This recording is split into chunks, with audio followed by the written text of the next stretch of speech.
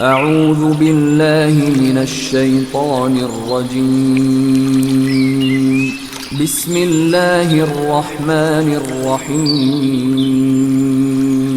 ان کافروں سے کہو کہ بھلا دیکھو تو اگر اللہ تمہارے کان اور آنکھیں چھین لے اور تمہارے دلوں پر مہر لگا دے تو اللہ کے سوا کون سا معبود ہے جو تمہیں یہ نعمتیں پھر بخشے؟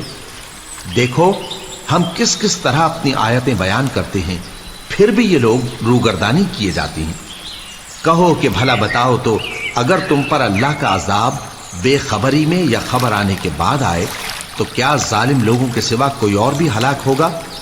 اور ہم جو پیغمبروں کو بھیجتے رہے ہیں تو خوشخبری سنانے اور ڈرانے کو، پھر جو شخص ایمان لائے اور نیکوکار ہو جائے تو ایسے لوگوں کو نہ کچھ خوف ہوگا اور نہ وہ غمگین ہوں گے۔ اور جنہوں نے ہماری آیتوں کو جھٹلایا ان کی نافرمانیوں کے سبب انہیں عذاب پہنچے گا۔ کہہ دو کہ میں تم سے یہ نہیں کہتا کہ میرے پاس اللہ تعالیٰ کے خزانے ہیں، اور نہ یہ کہ میں غیب جانتا ہوں، اور نہ تم سے یہ کہتا ہوں کہ میں فرشتہ ہوں۔ میں تو صرف اس حکم پر چلتا ہوں جو مجھے اللہ کی طرف سے آتا ہے۔ کہہ دو کہ بھلا اندھا اور آنکھ والا برابر ہوتے ہیں؟ تو پھر تم غور کیوں نہیں کرتے؟ اور جو لوگ خوف رکھتے ہیں کہ اپنے پروردگار کے روبرو حاضر کیے جائیں گے اور جانتے ہیں کہ اس کے سوا نہ تو ان کا کوئی دوست ہوگا اور نہ سفارش کرنے والا، ان کو اس قرآن کے ذریعے سے نصیحت کرو تاکہ پرہیزگار بنے۔ اور جو لوگ صبح و شام اپنے پروردگار سے دعا کرتے ہیں اور اس کی توجہ کے طالب ہیں، ان کو اپنے پاس سے مت نکالو۔ ان کے حساب اعمال کی جواب دہی تم پر کچھ نہیں، اور تمہارے حساب کی جواب دہی ان پر کچھ نہیں۔ بس ایسا نہ کرنا، اگر ان کو نکالو گے تو ظالموں میں ہو جاؤ گے۔ اور اسی طرح ہم نے بعض لوگوں کی بعض سے آزمائش کی ہے کہ جو دولت مند ہیں وہ غریبوں کی نسبت کہتے ہیں کیا یہی لوگ ہیں جن پر اللہ نے ہم میں سے فضل کیا ہے؟ کیا اللہ شکر کرنے والوں سے واقف نہیں؟ اور جب تمہارے پاس ایسے لوگ آیا کریں جو ہماری آیتوں پر ایمان لاتے ہیں تو ان سے کہو سلام علیکم۔ تمہارے رب نے اپنی ذات پاک پر رحمت کو لازم کر لیا ہے کہ جو کوئی تم میں سے نادانی سے کوئی بری حرکت کر بیٹھے پھر اس کے بعد توبہ کر لے اور نیکوکار ہو جائے تو وہ بخشنے والا ہے، مہربان ہے۔ اور اسی طرح ہم اپنی آیتیں کھول کھول کر بیان کرتی ہیں تاکہ تم لوگ ان پر عمل کرو، اور اس لیے کہ گنہگاروں کا رستہ ظاہر ہو جائے۔ اے پیغمبر، کفار سے کہہ دو کہ جن کو تم اللہ کے سوا پکارتے ہو مجھے ان کی عبادت سے منع کیا گیا ہے۔ یہ بھی کہہ دو کہ میں تمہاری خواہشوں کی پیروی نہیں کروں گا، ایسا کروں تو گمراہ ہو جاؤں اور ہدایت یافتہ لوگوں میں نہ رہوں۔ کہہ دو کہ میں تو اپنے پروردگار کی دلیل روشن پر ہوں اور تم اس کی تکذیب کرتے ہو۔ جس چیز یعنی عذاب کے لیے تم جلدی کر رہے ہو وہ میرے پاس نہیں ہے، ایسا حکم اللہ ہی کے اختیار میں ہے۔ وہ سچی بات بیان فرماتا ہے اور وہ سب سے بہتر فیصلہ کرنے والا ہے۔ کہہ دو کہ جس چیز کے لیے تم جلدی کر رہے ہو اگر وہ میرے اختیار میں ہوتی تو مجھ میں اور تم میں فیصلہ ہو چکا ہوتا، اور اللہ ظالموں سے خوب واقف ہے۔ اور اسی کے پاس غیب کی کنجیاں ہیں جن کو اس کے سوا کوئی نہیں جانتا، اور اسے جنگلوں اور دریاؤں کی سب چیزوں کا علم ہے، اور کوئی پتا نہیں جھڑتا مگر وہ اس کو جانتا ہے، اور زمین کے اندھیروں میں کوئی دانہ اور کوئی ہری یا سوکھی چیز نہیں ہے مگر کتاب روشن میں لکھی ہوئی ہے۔ اور وہی تو ہے جو رات کو سونے کی حالت میں تمہاری روح قبض کر لیتا ہے اور جو کچھ تم دن میں کرتے ہو اس سے خبر رکھتا ہے، پھر تمہیں دن کو اٹھا دیتا ہے تاکہ یہی سلسلہ جاری رکھ کر زندگی کی مدت معین پوری کر دی جائے۔ پھر تم سب کو اسی کی طرف لوٹ کر جانا ہے، پھر وہ تم کو تمہارے عمل جو تم کرتے رہتے ہو ایک ایک کر کے بتائے گا، اور وہ اپنے بندوں پر غالب ہے اور تم پر نگہبان مقرر کیے رکھتا ہے، یہاں تک کہ جب تم میں سے کسی کی موت آتی ہے تو ہمارے فرشتے اس کی روح قبض کر لیتے ہیں اور کسی طرح کی کوتاہی نہیں کرتے۔ پھر قیامت کے دن تمام لوگ اپنے مالک برحق اللہ تعالی کے پاس واپس بلائے جائیں گے۔ سن لو کہ حکم اسی کا ہے اور وہ نہایت جلد حساب لینے والا ہے۔ کہو بھلا تم کو جنگلوں اور دریاؤں کے اندھیروں سے کون نکال لاتا ہے جبکہ تم اسے عاجزی سے اور چپ کے پکارتے ہو اور کہتے ہو اگر اللہ ہم کو اس تنگی سے نجات بخشے تو ہم اس کے بہت شکر گزار ہوں۔ کہو کہ اللہ ہی تم کو اس تنگی سے اور ہر سختی سے نجات بخشتا ہے، پھر بھی تم اس کے ساتھ شرک کرتے ہو۔ کہہ دو کہ وہ اس پر بھی قدرت رکھتا ہے کہ تم پر اوپر کی طرف سے یا تمہارے پاؤں کے نیچے سے عذاب بھیجے یا تمہیں فرقہ فرقہ کر دے اور ایک کو دوسرے سے بھڑا کر آپس کی لڑائی کا مزہ چکھا دے۔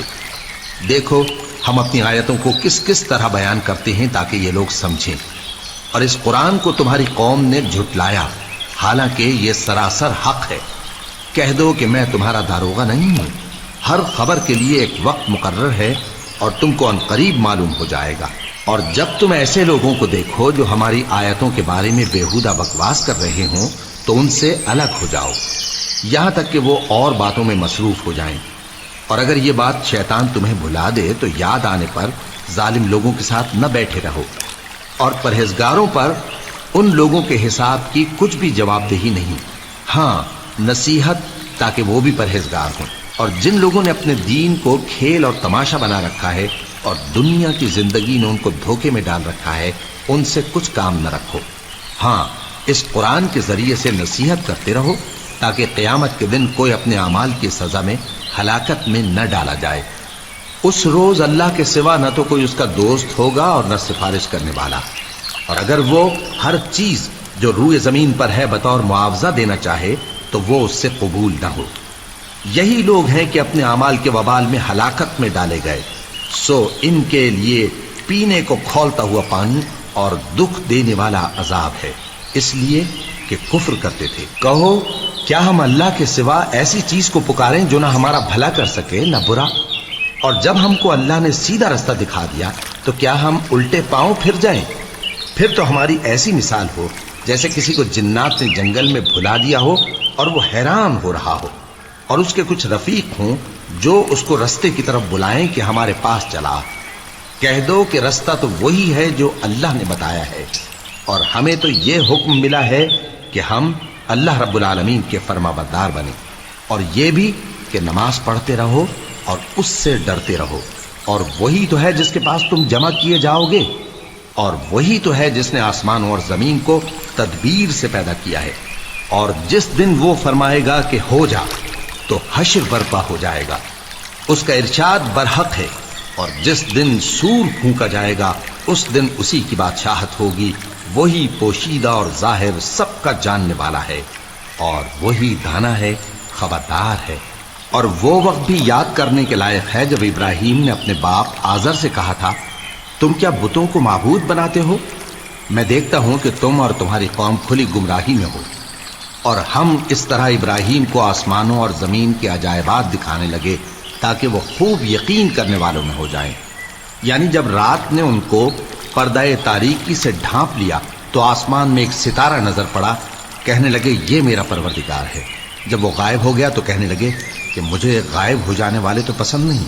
پھر جب چاند کو دیکھا کہ چمک رہا ہے تو کہنے لگے یہ میرا پروردگار ہے۔ لیکن جب وہ بھی چھپ گیا تو بول اٹھے کہ اگر میرا پروردگار مجھے سیدھا رستہ نہیں دکھائے گا تو میں ان لوگوں میں ہو جاؤں گا جو بھٹک رہے ہیں۔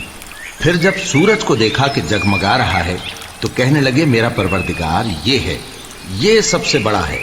مگر جب وہ بھی غروب ہو گیا تو کہنے لگے لوگو، جن چیزوں کو تم اللہ کا شریک بناتے ہو میں ان سے بیزار ہوں۔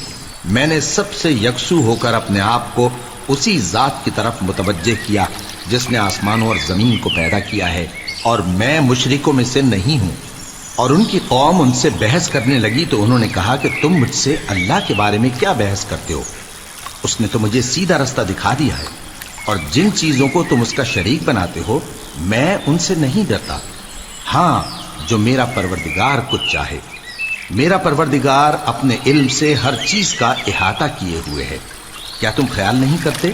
بھلا میں ان چیزوں سے جن کو تم اللہ کا شریک بناتے ہو کیوں کر ڈروں، جبکہ تم اس بات سے نہیں ڈرتے کہ اللہ کے ساتھ شریک بناتے ہو جس کی اس نے کوئی سند نازل نہیں کی۔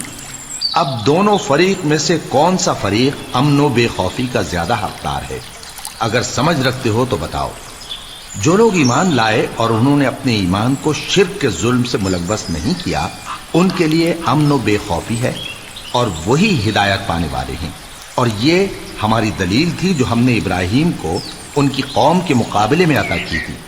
ہم جس کے چاہتے ہیں درجے بلند کر دیتے ہیں، بے شک تمہارا پروردگار دانا ہے، خبردار ہے۔